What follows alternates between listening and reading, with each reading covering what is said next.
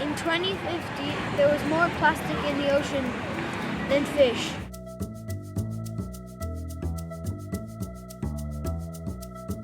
We don't want this.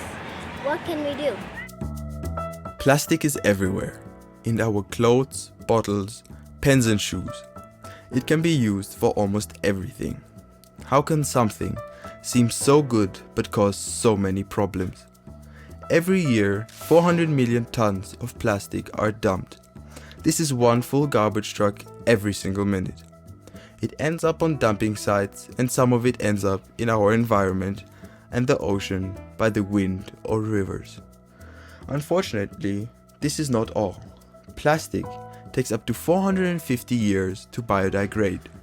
This means that the world of our great-great-great-grandchildren will be polluted by the plastic we throw away today.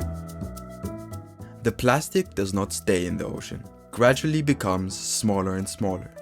At some point, it is so small that fish think of it as food. When we then eat the fish, the plastic also ends up on our plates.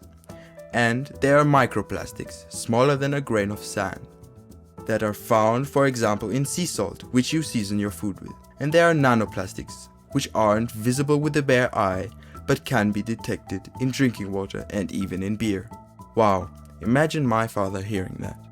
Well, I don't want to eat or drink plastic, but there are two other important issues. It's not good for tourism, because no tourist wants to spend vacations on a beach full of plastic waste.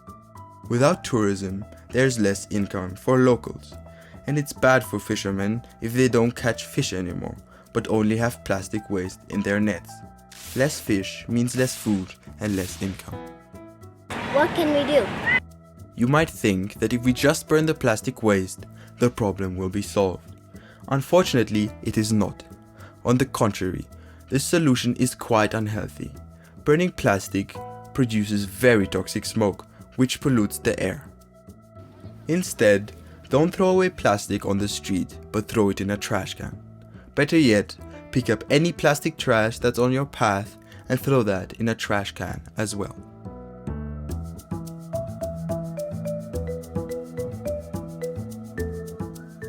Did you know that cleanups already happen every day in Kenya?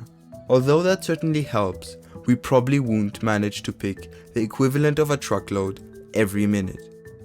The key point is to avoid buying plastic. Here are two important steps. First, if you use plastic, use the one that is more durable and make sure to use it over and over again.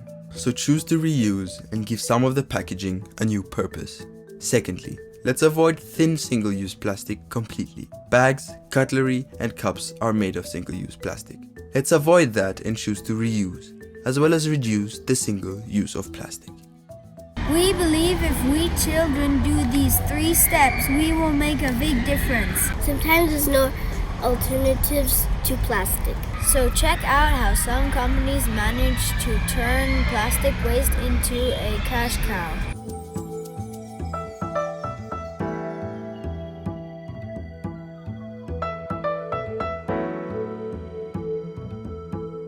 The 3 key operational points for this company is the waste collection, the waste separation, and the waste recycling. Taka solution basically accompanies the product from offloading to waste separation to recycling.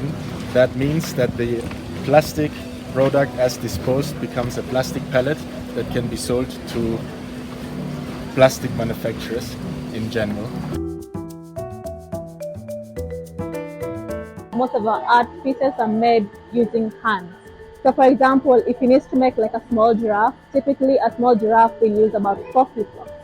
So he'll come here and get the shape of that giraffe, and then the 4 flip-flops will be glued together using glue to make a block. They're smart companies, aren't they? But let's not leave it to the adults. Let's get involved. Change the use of plastic and change your future. Reuse, reduce, refuse, recycle. Together we will make a great deal. Make your friends aware that we need to avoid plastic waste. And like and share this video.